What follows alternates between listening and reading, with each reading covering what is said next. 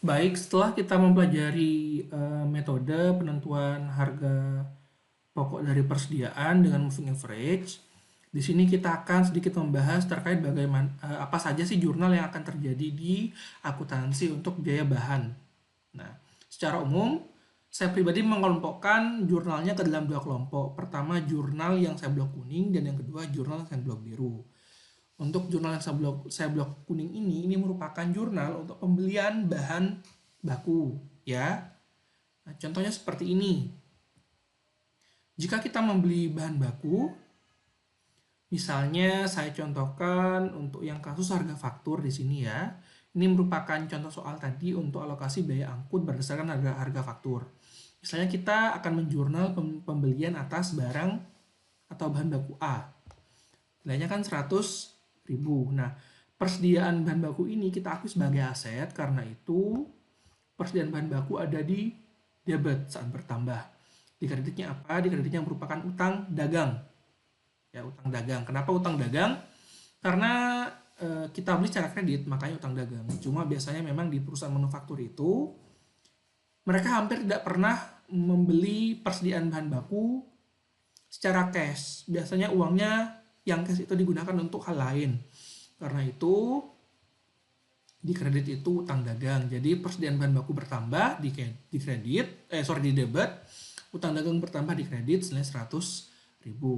Kemudian kita juga perlu mengakui berapa biaya angkutnya. Untuk barang A atau bahan baku A itu biaya angkutnya 8.000. Karena itu kita jurnalnya biaya angkut bertambah di debit, kas berkurang di kredit karena biasanya kita bayar cash untuk biaya angkutnya.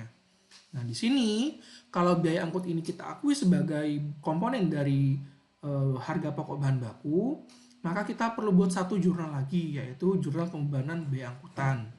Jadi persediaan bahan bakunya bertambah 8.000, biaya angkutnya berkurang 8.000. Jadi biaya angkut di sini saling kontra dengan biaya angkut yang ada di jurnal sebelumnya, sehingga biaya angkutnya di nol dan biaya angkut ini bertambah atau direlokasi ke akun persediaan bahan baku. Jadi nantinya persediaan bahan baku A itu nilainya bukan 100.000 saja, tapi jadi 108.000 seperti itu.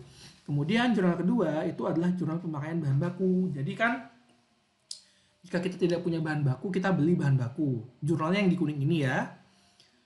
Kemudian pada saat kita ingin memproduksi produk jadi, kita kan butuh bahan baku. Nah, bagian produksi biasanya akan meminta ke bagian gudang.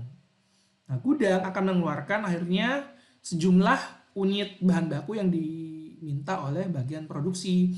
Karena itu merupakan proses pemakaian bahan baku dan itu perlu kita jurnal. Kita ambil contoh untuk yang moving average pada tanggal 6 Januari. Di sini contohnya bagian produksi minta ke gudang senilai 700 unit bahan baku dengan harga per unitnya 2.440. Jadi totalnya sebesar 1.708.000. Ini kita perlu jurnal terkait pemakaian bahan baku. Jurnalnya adalah, karena sini jelas ya, bahan bakunya berkurang. Kenapa berkurang? Karena akan dikonversi atau diubah menjadi produk jadi. Karena itu persediaan bahan baku berkurang di kredit senilai 1.708.000. Sedangkan di debit apa yang bertambah? Di debit yang bertambah adalah BDP, BB atau barang dalam proses biaya bahan baku. Nah, ini merupakan BDP BB ini merupakan persediaan bahan baku yang akan diproses lebih lanjut untuk menjadi produk jadi, tapi belum benar-benar menjadi produk jadi. Nah, itu kita anggap sebagai aset kita. Jadi logikanya kalau di perusahaan manufaktur itu ada 3 jenis persediaan ya. 3 jenis persediaan itu apa saja? Persediaan bahan baku, entah itu bahan baku utama atau bahan baku pembantu.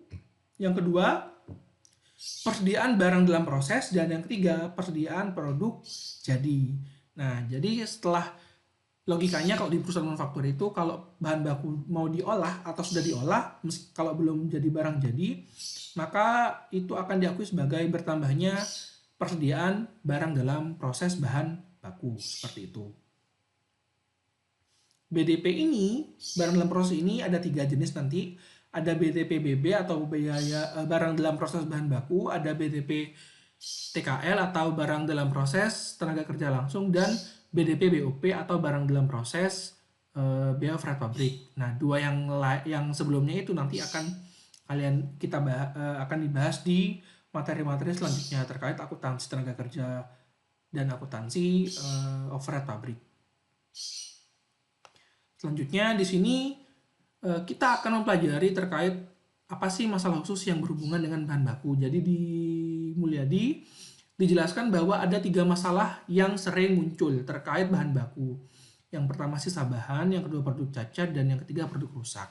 Nah, sisa bahan ini atau scrap materials itu merupakan hasil penjualan, merupakan bahan baku yang rusak di pertengahan proses produksi, tapi dia itu masih bisa dijual.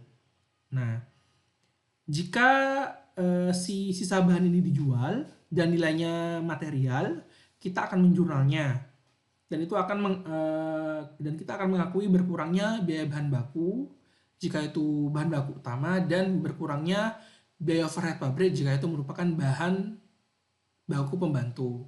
Nah, jika nilai penjualannya nggak material, maka tidak perlu kita jurnal. Di sisi lain, saat kita menjual kan kita dapat cash. Cash itu kita akui sebagai penghasilan di luar usaha atau other income. Kemudian yang kedua ada produk cacat. Nah, produk cacat ini merupakan produk yang tidak memenuhi standar kualitas mutu. Misalnya, kalau kita memproduksi meja, ternyata selama proses produksi, kayu ini, bahan baku kita ini, di tengah-tengah ada miss antara pekerjanya, sehingga meja yang dihasilkan tuh meja yang misalnya kurang 1 kaki. Nah, ini merupakan produk cacat. Meskipun dia tidak memenuhi standar kualitas mutu karena kurang 1 kaki mejanya, tapi ini masih bisa diperbaiki gitu loh. Jadi meja ini yang 3 kaki ini tinggal diberikan aktivitas atau proses produksi tambahan dengan menambahkan 1 kaki yang kurang. Nah, kalau ditambahkan, maka ini akan menjadi produk jadi yang siap dijual. Itu produk cacat. Kalau produk rusak, itu merupakan produk yang benar-benar rusak sama sekali.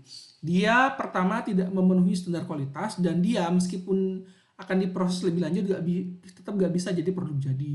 Biasanya produk rusak ini nantinya akan dibebankan kepada produk pesanan atau biaya produk secara umum. Seperti itu. Baik, ini sekian materi untuk akuntansi biaya bahan. Semoga bermanfaat. Untuk video selanjutnya saya akan bahas terkait tugas kemarin ya. Tugas 2 terkait perilaku biaya dan akuntansi biaya bahan. Terima kasih. Wassalamualaikum warahmatullahi wabarakatuh.